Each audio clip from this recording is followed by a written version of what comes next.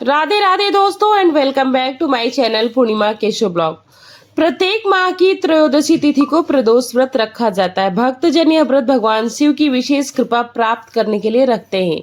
इस व्रत में भगवान के साथ साथ माता पार्वती और उनके परिवार की पूजा की जाती है। यह व्रत संतान प्राप्ति के लिए विशेष रूप से रखा जाता है और इस त्रयोदशी तिथि पर जो व्रत रखता है उसकी संतान की आयु भी दीर्घायु होती है। यह शुक्रवार के दिन पड़ रही है तो इसे शुक्र प्रदोष भी कहा जाता है। इस दिन प्रदोष व्रत में शुक्र व्रत यानी प्रदोष व्रत कथा अवश्य सुनी जानी चाहिए क्योंकि इसके पीछे बहुत ही बड़ा महत्व है। बिना शुक्र प्रदोष कथा श्रवण के यह व्रत पूरा नहीं माना जाता है। साथ ही व्रत का कोई भी पुण्य एवं लाभ व्रती को नहीं मिलता है। इसलिए शुक्र प्रदोष व्रत की कथा अवश्य सुननी चाहिए। तो चलिए कथा शुरू करते हैं।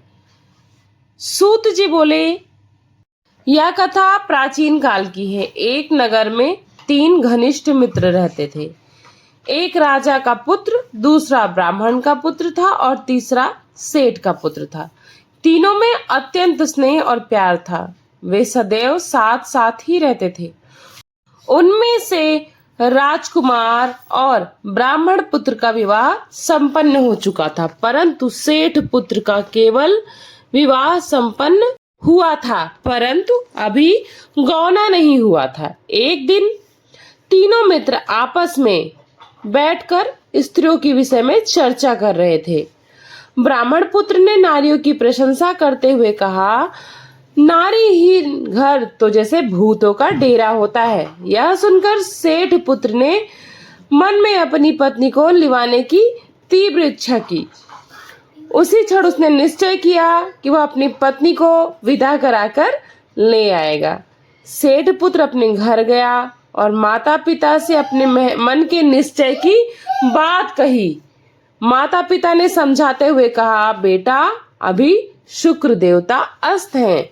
इस समय बहू बेटियों को विदा कराकर लाना अत्यंत ही अशुभ माना जाता है, तो हम ये नहीं कर सकते हैं। लेकिन जब शुक्रोदय होगा तब शुभ मुहूर्त में हम बहू को ले आएंगे और तभी बहू को लाना उचित होगा। किंतु सेठ पुत्र अपनी जिद पर अड़ा रहा और किसी की बात ना मानते हुए ससुराल जा पहुंचा। जब सास ससुर को उसके आने और पत्नी के ले जाने का निश्चय पता चला तो उन्होंने भी बहुत समझाया, किंतु वह नहीं माना। अंततः विवश होकर उन्हें अपनी कन्या की विदाई करनी पड़ी। जब पति पत्नी ससुराल से विदा होकर नगर की ओर लौट रहे थे, तभी मार्ग में उनकी बैलगाड़ी का पहिया टूट गया और एक बैल की टांग भी टूट गई। इस दुर्घटना में उसकी पत्नी को बहुत ज्यादा गंभीर चोटें आईं। किसी प्रकार उन्होंने यात्रा को आगे बढ़ाया। तभी मार्ग में डाकुओं ने उन्हें घेर लिया और उनका सारा धन धान्य आभूषण सब कुछ लूट लिया।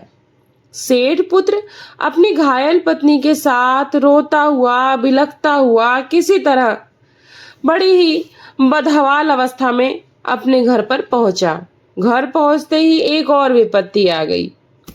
एक विषधर सर्प ने सेठ पुत्र को ही डस लिया। परिवार में कोहराम मच गया था। सब रो रहे थे, चीख रहे थे। वैद्य को बुलाया गया। वैद्य ने परीक्षण करके कहा कि यह युवक केवल 3 ही दिन का मेहमान है। इसकी मृत्यु तो निश्चित है। इसकी मृत्यु कोई टाल नहीं सकता क्योंकि इसको एक सर्प जी डसा है जो कि बहुत ही विषैला था। उसी समय यह समाचार सुन ब्राह्मण पुत्र भागकर वहां आया। क्योंकि ब्राह्मण पुत्र उसका मित्र था तो उसने तनिक भी देरी नहीं की। वह तुरंत अपने मित्र सेठ के घर पहुंचा और बोला, मित्र, यह सब विपत्तियां इस कारण आई हैं क्योंकि तुम्हारा पुत्र शुक्रास्त काल में अपनी पत्नी को विदा करा लाया है। यदि तुम उसे पत्नी सहित पुनः वापस ससुराल भेज दो तो शुक्र दोष का प्रभाव शांत हो जाएगा और तुम्हारा पुत्र पुनः स्वस्थ हो जाएगा। और तुमने ऐसा करने ही क्यों दिया उसे? तब उसके पिता ने कहा कि मैंने बहुत समझाया लेकिन पता नहीं ये किस मित्र के वचन सुनकर आया था और ये व्याकुल हो चुका था और इसने किसी की बात नहीं मानी और जा पहुंचा अपने ससुराल और अपनी पत्नी को विदा करा लाया। लेकिन अब सेठ को ब्राह्मण पुत्र की बात समझ में आ गई थी और मित्र होने के नाते उसने उसको बहुत ही भली बात और बहुत ही स्नेह से समझाया और उस बात को समझ गया वो।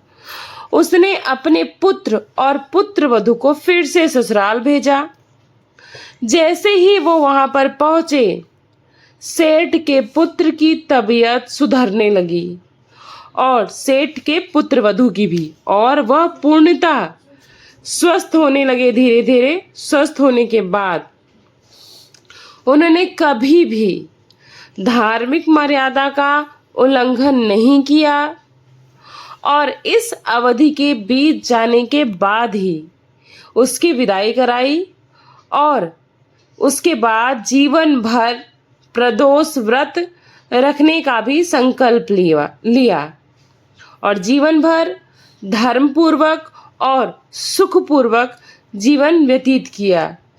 उसकी पत्नी को आजीवन सौभाग्य, अखंड और अमर सुहाग का आशीर्वाद भी माता पार्वती के द्वारा प्राप्त हुआ। मृत्यु के पश्चात भी वो लोग स्वर्ग लोक को प्राप्त हुए। इस प्रकार इस कथा से हमें सीख लेनी चाहिए कि हमें कभी भी धार्मिक प्रथा का ना तो उपहास करना चाहिए और ना ही उल्लंघन करना चाहिए, और यदि हमसे बड़े हमें कुछ समझाते हैं तो सदैव उसका पालन करना चाहिए, क्योंकि हर जगह उल्लंघन करने से हमें केवल हानि होती है, लाभ नहीं।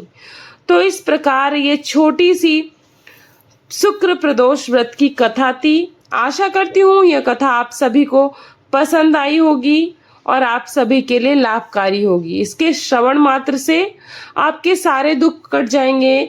जिनको संतान नहीं होगा उनको संतान की प्राप्ति होगी और जिनके पास संतान है वो दीर्घायु, स्वस्थ एवं आरोग्य होंगी।